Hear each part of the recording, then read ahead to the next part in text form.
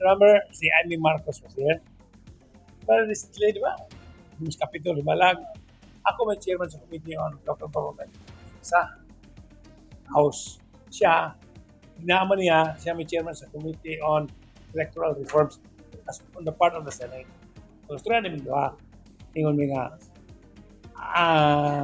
siya, Kong, I've talked to Comelec, they were asking if possible, we will postpone the elections. Yun siya, sige, go. I will be in Congress on the 2nd, then I'll see you. Let's have a meeting and call Comelec, June 2, ha? June 2, and let's discuss about this. Then I will have to bring it up sa atong committee. I cannot decide on my own. I have to bring this up with the committee. That which I chair, the Committee on Local Government sa on the part of the House. So most probably, magtanong mo, sugot na eh. Eh, di manggol ba? Kaya karoon manggol ba? 2 years na biyan eh. Tanong mga barangay officials yun, 2 years na biyan. Usually, mga tagdiri at least minimum of 3. Kumahan gani ka 5. Di ba? So at least ma-postpone na ito for 1 year.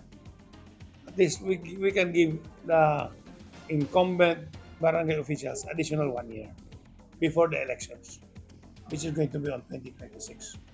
And most probably, discussion na po na eh. Kaya gusto sa Senado, 4. Gusto sa House, 6. Amot, asa yung mga amot din eh. Murag na, I think kana is going to be the 19th Congress maron. The 20th Congress na miniskas na. Wala na may material time. I think the material time left to us is to postpone this for additional 1 year. Okay, you have 1 more year.